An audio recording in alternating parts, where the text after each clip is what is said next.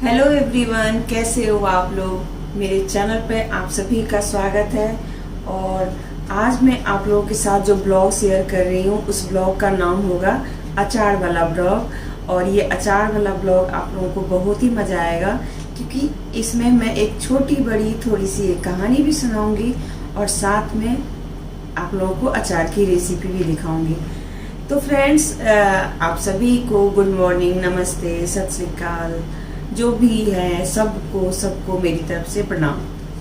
तो चलिए आज का ब्लॉग शुरू करते हैं। और ये आज का जो ब्लॉग है ना, ये बड़ी ही मेहनत का है। तो इसकी जो मतलब तैयारी है वो 10 दिन पहले से ही हो चुकी है।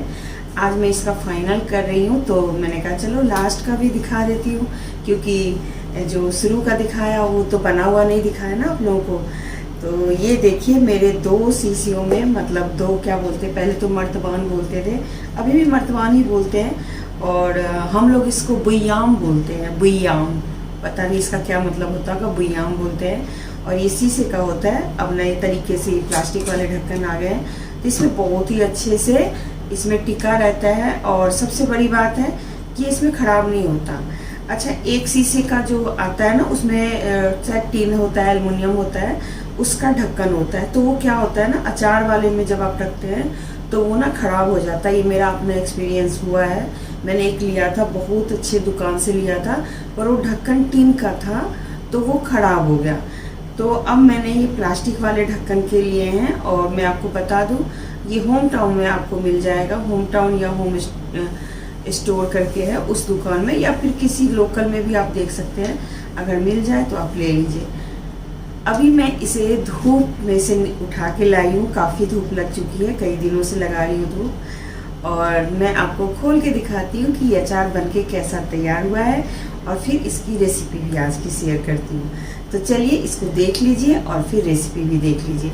अच्छा लगे तो वीडियो को लाइक, शेयर और सब्सक्राइब करना मत भूलिएगा। बेल आइकॉन को ज़रूर दबा के उस पर ऑल पे क्लिक कर लीजिएगा, जिससे कि आपको नोटिफिकेशन मिलेगा कि मैंने क्या डाला है।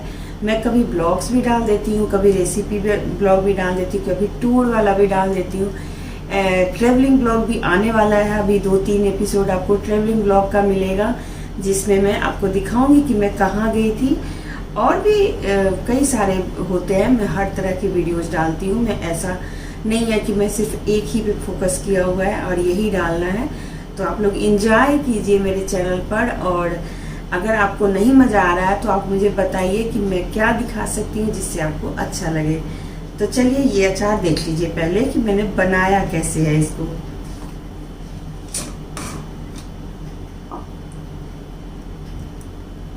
तो इसे अभी एक बार चलाना है, और इसे भी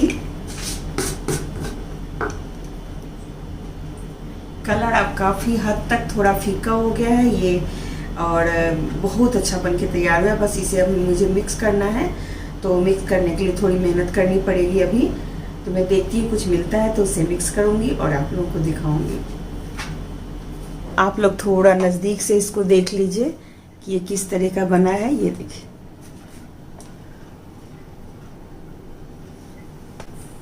तो आप लोग भी देख लीजिए, ये खट्टे खट्टे आम के अचार मेरे बनके तैयार हो गए हैं।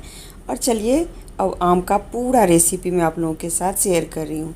यहाँ पर 5 किलो आम मैंने मंगवाए थे, रात को लिया था, लेकिन सुबह होने पर जब मैंने इसे काटा तो ये काफ़ी हद तक पीला हो चुका था, मतलब थोड़ा थोड़ा पक गया था। इस आम को आप लोग क्या बोलते हैं पता नहीं, पर हमारे यहाँ इसको मालदा बोलते हैं, या फिर शायद सफ़ेदा इधर बोलते होंगे, मुझे पता नहीं है। और इसमें से जो मुझे लगा कि थोड़ा कच्चा सा है, पहले ऊपर की जड़ को काट के देख लें। अगर इस तरह से लगे कि आम शायद पक गया है या हल्का पीला हो गया है, तो उसको ना बनाएं अचार, उसका अचार बनाएंगे तो वो ख़राब हो जाएगा। तो इस तरह का जो अचार अभी जो मैं काट रही हूँ ना, तो ये मैंने मंगवाया है। जो हमारे घर के पास एक सब्ज़ी वाला है, उसने मुझे थोड़ी देर के लिए इसे, कहते हैं ना वो, मांग के लाए हैं कि दो भैया मैं काटूंगी, क्योंकि वो तो काटने से मना कर दिया। तो मैंने कहा चलो मैं खुद ही काटती हूँ। तो इसको काटने का एक्सपीरियंस तो है नहीं, तो डर भी लग रहा था। कुछ इस तरीके से नीचे 2 कपड़ा बिछाया और उसके ऊपर इसके आम को रख के और फिर मैंने कटिंग करनी शुरू कर दी। तो जो थोड़े जैसे फाँक बड़े वाले काट लिए, उसके बाद फिर चाकू से मैंने छोटे छोटे कर लिए। तो कुछ इस तरीके से कट गया था, पर बीज थोड़े सख्त हो गए थे। यहाँ पर सभी आमों को काटने के बाद मैंने इसे पानी में रख दिया, क्योंकि आम का क्या होता है ना कि अगर आपको तुरंत धूप है तो आप धूप में रख दीजिए, और अगर धूप नहीं है तो थोड़ी देर के लिए इसे पानी में रख दीजिए, जिससे इसका कसैलापन वगैरह जो होता है ना, छिलके के साथ बना रहे हैं, छिलका उतार के बनाते तो इतनी कोई दिक्कत नहीं थी, छिलके के साथ हो तो ज़रूर एक बार धो लीजिए। उसका जो एक दूधिया जो होता है ना चीज़, वो निकल जाएगा। फिर उसके बाद इसे आप सुखा सकते हैं। तो मैं इसे पानी से निकाल के दूसरे प्लेट में रख लिया, फिर इसी परात में रख ली क्योंकि ये बड़ा है, और इसके बाद हमें इसे रखना है धूप में। तो चलिए मैं इसे धूप में रखूँगी। और मैं इससे पहले जो मैंने अचार बनाया था ना, उसमें मैंने नमक भी डाला था और हल्दी भी डाली थी, पर इस बार मैं बिना नमक और हल्दी के बना रही हूँ। थोड़ा सा मैं पुराने ज़माने वाला तरीका अपना रही हूँ। तो इसे मैंने धूप में डाल दिया, और मैंने आपसे बोला था कि मैं एक कहानी भी सुनाऊंगी। तो कहानी में ये है कि जब हम छोटे होते थे ना, तो अचार, जैसे गांव में मेरा रहना हुआ है काफ़ी हद तक, तो मैं देखती थी कि अचार जब बन रहे होते थे ना, तो वो सिर्फ नमक और हल्दी डाल के बड़े बड़े मिट्टी के बर्तन में रख देते थे। तो उससे क्या होता था कि उसमें पानी निकल जाता था और काफ़ी खट्टा वाला वो अचार रहता था, उसमें मसाले वगैरह नहीं पड़े होते थे। तो वो हम लोग छुपा छुपा के दोपहर के टाइम पे, जब मम्मी मतलब कहते हैं ना सब लोग सो रहे होते थे, उस टाइम पे हम लोग उसे खाते थे अपनी सहेलियों के साथ। तो मेरी भी एक सहेली थी जिसके साथ मैंने बहुत एंजॉय किया हुआ था, वो दोबारा नहीं मिली मुझे कभी। अचार को दिन भर सुखाने के बाद घर के अंदर ले आई थी मैं, और अब अचार का मसाला बना लेते हैं। यहाँ पर ले रही हूँ मैं राई, काली राई जो होती है वो आधी कटोरी, एक कटोरी है मेरे पास मीडियम साइज़ की, और आधी कटोरी अजवाइन, आधी कटोरी जीरा और काली मिर्च। तो ये देख सकते हैं काली मिर्च भी है, काली मिर्च थोड़ी सी कम कर दी मैंने, और इन सभी मसालों को भून के तैयार करना है। तो मसाले आप लोगों को भी पता ही है कि क्या क्या पड़ता है इसमें। एक मुट्ठी मैंने लाल मिर्च डाल दी, मतलब 8 से 10 लाल मिर्च, सूखी लाल मिर्च जो होती है वो डाल दी, वो बाद में डाली। और कढ़ाई जैसे ही गर्म हो ना, तो बस उसको बंद कर दीजिए। इसको ज़्यादा हमें ना तो रोस्ट भी, मिनिमम रोस्ट करना होता है, बहुत ज़्यादा कुछ नहीं करना होता, मिनिमम रोस्ट करना होता है, तभी आपके अचार के अंदर की खुशबू जो है वो बाकी रहेगी। इसके अंदर अब हम डालेंगे थोड़ा सा मेथी,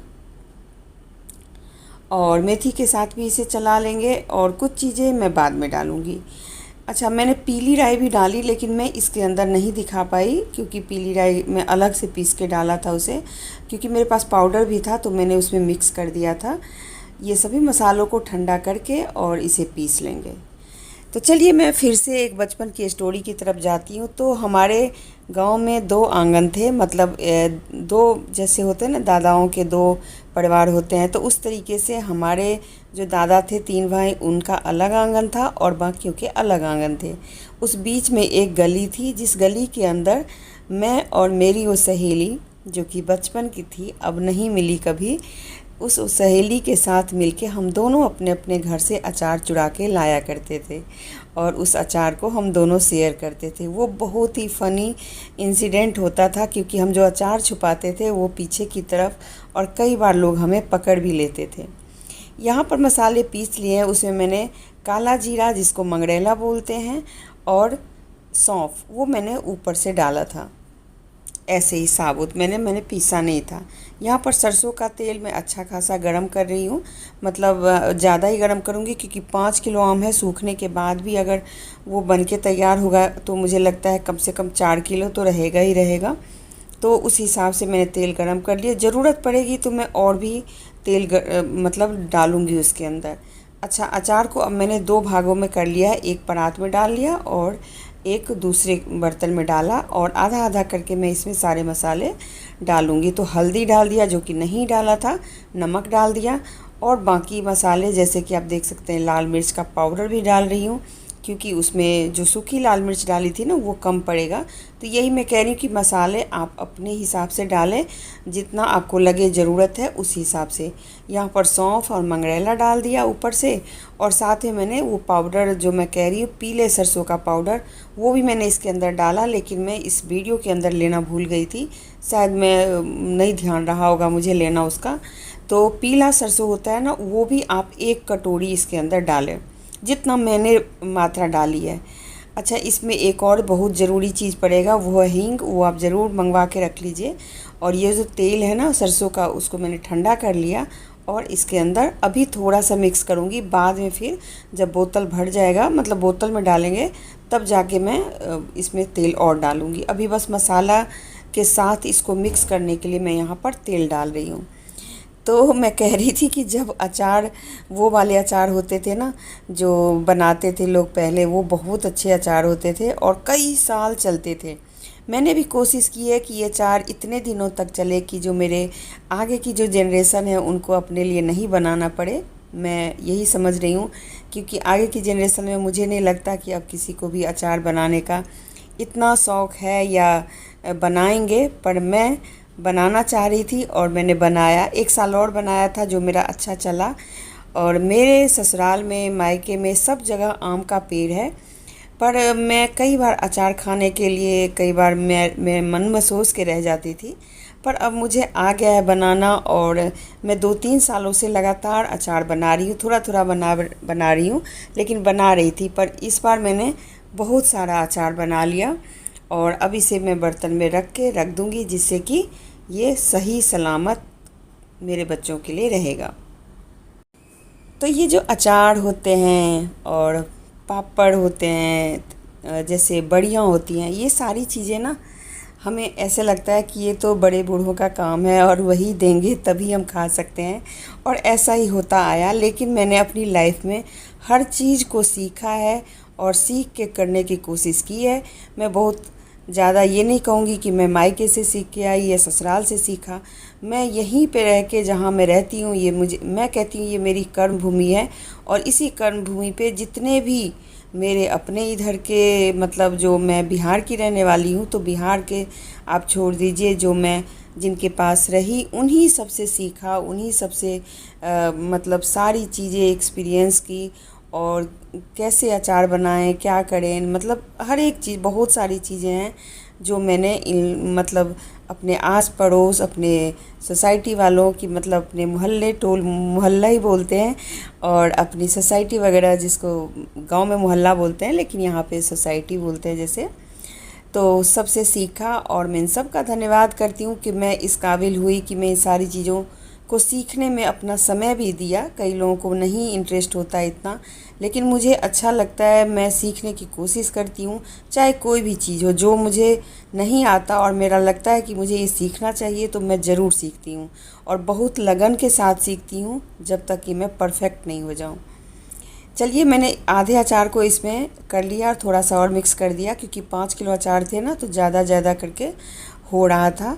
तो ये बनके तैयार हो गया। आप लोग भी एंजॉय कीजिए। मेरी स्टोरी अच्छी लगी हो तो प्लीज़ शेयर करिए।